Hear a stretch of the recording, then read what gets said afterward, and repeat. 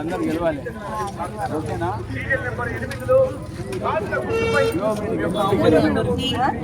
యాభై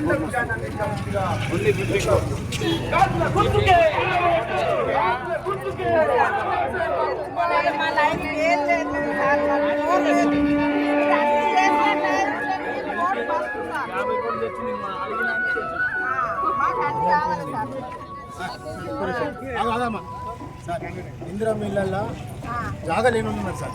Indira mill కట్టుకోవాలంటే government స్థలం ఉన్నది. మీరు దయచేసి ఇటువంటి రోడ్ శాంక్షన్ చేసినారు. శ్మశాన వాటికి రోడ్ వేసిండు, లైట్లు వేసిండు, ఇంతవరకు ఎవరు లేదు సార్. అటు బోర్ వేయించినాం. అమ్మలారా ఒక్కసారి దయచేసి మీరు ఆలోచించుర్రి. మేము అందరం కలిసి బాగానేసి మేము అందరం కష్టపడి మేము అందరం వేస్తాం, బోర్ వేపిస్తాం. ఇంకా రెండు శాంక్షన్ చేసినాం సరే సార్. గవర్నమెంట్ స్థలం ఉన్నది, ఇల్లు లేనులకు ఇందిరా మిల్లు కట్టుకోవడానికి స్థలం కేటాయించాలి సార్. ఒక్క ఆంజనేయం సార్ మాకు 45 ఇల్లు కన్నాల బస్సు 45 ఇల్లు తీసుకొచ్చిన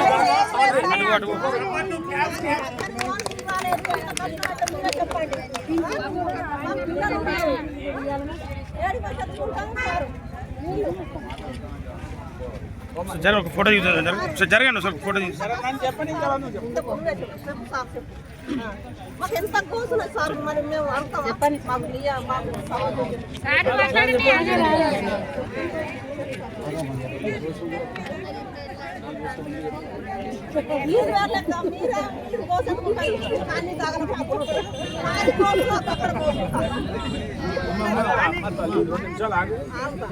నేను అడిగిన సూటిగా జవాబు తర్వాత నేను చెప్తాను. 10 ఏళ్ళ దాకా ఆయనకు తెలంగాణ పేరు మీద ఓట్లు ఇచ్చాను. ఎవరికి నేను వచ్చి 2 ఏళ్ళ నేను చేసిన పనుల గురించి నేను చెప్తున్నాను. ఆయన ఏం చేసిన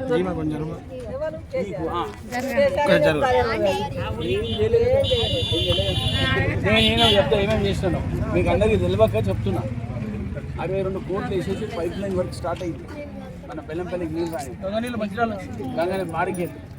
ఇక్కడ స్కూల్ 200 కోట్లతో నిన్న తీసుకుపోయి అది ఇనాగ్రేట్ చేసిన. ఇప్పుడు అమ్మ అడిగినట్టు ఇక్కడ మురికి రోడ్లు అవన్నీ తీయనీకే 23 కోట్ల రూపాయలు శాంక్షన్ చేసిన. నాకు గవర్నమెంట్లో సిస్టమ్ ఉంటుంది, ప్రొసీజర్ ఉంటుంది. మీకు ఒక 3 నెలలు 4 నెలల లోపల ఉన్న మురికి వాగులు అన్నీ గంగలో పోతాయి.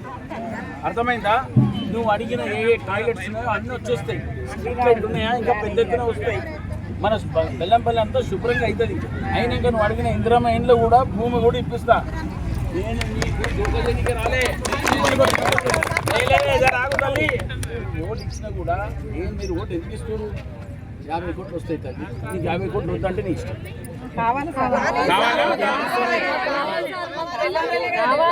తల్లి చేయగలము. నేను మీ దగ్గరికి వెళ్ళి 50 కోట్లు ఎందుకు చేస్తున్నానా?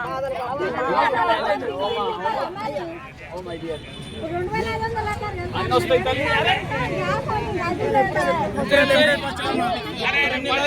ఇప్పుడు 2 నెలలు కాగానే ఇది ఎక్కడ న్యాయం నాకు అర్థం కాదు.